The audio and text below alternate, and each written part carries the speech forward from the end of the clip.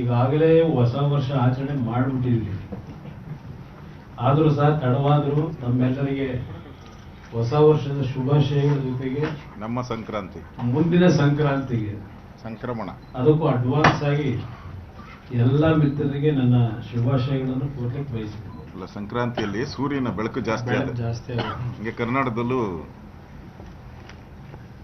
ನಮ್ಮ ಸರ್ಕಾರ ಇವತ್ತು ರಾಜ್ಯದಲ್ಲಿ ಮತ್ತು ರಾಷ್ಟ್ರದಲ್ಲಿ ಇತ್ತೀಚೆಗೆ ಕೇಂದ್ರ ಸರ್ಕಾರ ಕಳೆದ ಅಧಿವೇಶನದಲ್ಲಿ ಒಂದು ಪ್ರಮುಖವಾದಂತಹ ನಿರ್ಣಯವನ್ನು ಮಾಡಿದ್ರು. ಒಂದು ಬಿಲ್ಲನ್ನು ಏನು ಪಾಸ್ ಮಾಡಿದ್ದಾರೆ, ಅದರ ಬಗ್ಗೆ ವಿಶೇಷವಾಗಿ ಕಾಂಗ್ರೆಸ್ನ ರಾಜ್ಯ ಘಟಕದಲ್ಲಿ ಬಹಳ ದೊಡ್ಡ ಮಟ್ಟದ ಅಪಪ್ರಚಾರಗಳು ನಡೀತಾ ಇದೆ. ಇಲ್ಲಿ ಯಾವೊಂದು ಕೇಂದ್ರ ಸರ್ಕಾರ ಹಿಂದೆ ಇದ್ದಂತ 2005ರಲ್ಲಿ ಪ್ರಾರಂಭ ಆದಂತ ಮನ್ರೇಗಾ ಆ ಒಂದು ಯೋಜನೆಯನ್ನ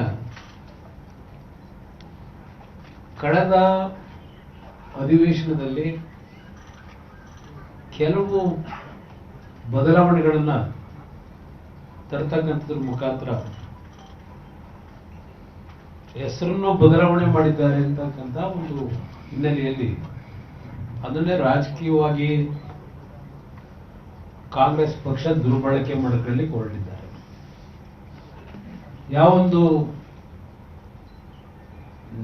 ಹೊಸದಾಗಿ ಹೆಸರಲ್ಲಿ ನೆಟ್ಟಿದ್ದಾರೆ, ವಿಕಸಿತ್ ಭಾರತ್ ರೋಜ್ಗಾರ್ ಮತ್ತು ಆಜೀವಿಕಾ ಮಿಷನ್ ಖಾತರಿ ಅಂತಕ್ಕಂಥದ್ದು ಅದರ ಸಂಪೂರ್ಣ ಹೆಸರು. ಆದರೆ ಅದನ್ನ ಶಾರ್ಟ್ ಆಗಿ ಜಿ ಅಂತ ಹೇಳಿ ಕೇಂದ್ರ ಸರ್ಕಾರ ಮಹಾತ್ಮ ಗಾಂಧೀಜಿಯವರಿಗೆ ಅಪಚಾರ ಮಾಡಿ ಅವರ ಹೆಸರನ್ನ ಬದಲಾವಣೆ ಮಾಡಿದ್ದಾರೆ ಅಂತಕ್ಕಂಥ ಒಂದು ದೊಡ್ಡ ಅಪಪ್ರಚಾರವನ್ನ ಕಾಂಗ್ರೆಸ್ ಪಕ್ಷ ಮಾಡ್ತಾ ಇರತಕ್ಕಂಥ ನೋಡ್ತಾ ಇದ್ದೇವೆ. ಎಷ್ಟರ ಮಟ್ಟಿಗೆ ಕಾಂಗ್ರೆಸ್ ಸುದೀರ್ಘವಾದಂತ ಆಡಳಿತ ನಡೆಸಿದಂಥವರು, ಬಹುಶಃ ಹಲವಾರು ಯೋಜನೆಗಳು, ನೂರಾರು ಯೋಜನೆಗಳು ಬಂದಿದ್ದಾರೆ ಕೇಂದ್ರ ಸರ್ಕಾರದಲ್ಲಿ, ರಾಜ್ಯ ಸರ್ಕಾರದಲ್ಲಿ. ಯಾವುದಾದರೂ ಪ್ರಮುಖವಾದಂತಹ ಯೋಜನೆಗಳಿಗೆ ಮಹಾತ್ಮ ಗಾಂಧೀಜಿಯವರ ಹೆಸರನ್ನ ಎಷ್ಟು ಹೆಸರನ್ನ ಇಟ್ಟಿದ್ದಾರೆ.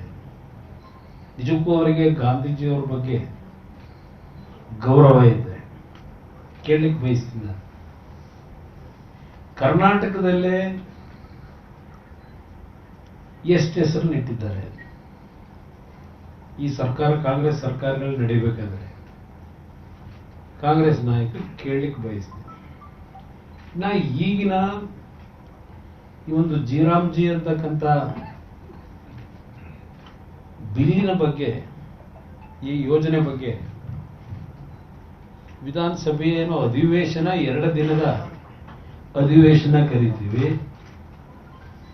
ಇನ್ನು ಮುಂದಿನ 26ನೇ ತಾರೀಕಿನಿಂದ ಕನಿಷ್ಠ ಒಂದೊಂದು ವಿಧಾನಸಭಾ ಕ್ಷೇತ್ರದಲ್ಲಿ 5 ಕಿಲೋಮೀಟರ್ 10 ಕಿಲೋಮೀಟರ್ ವರೆಗೆ ಪಾದಯಾತ್ರೆ ಮುಖಾಂತರ ಈ ಯೋಜನೆ ಜನವಿರೋಧಿ ನೀತಿ ಅಂತಕ್ಕಂಥದ್ದನ್ನ ಜನಗಳ ಮುಂದೆ ತೆಗೆದುಕೊಂಡು ಹೋಗ್ತೀವಿ ಅಂತ ಹೇಳಿ ಕಾಂಗ್ರೆಸ್ ಪಕ್ಷ ಈಗಾಗಲೇ ಘೋಷಣೆ ಮಾಡಿಕೊಂಡಿದ್ದಾರೆ. ನಾನು ಕಾಂಗ್ರೆಸ್ ನಾಯಕರಿಗೆ ಕೇಳಲಿಕ್ಕೆ ಬಯಸ್ತೀನಿ,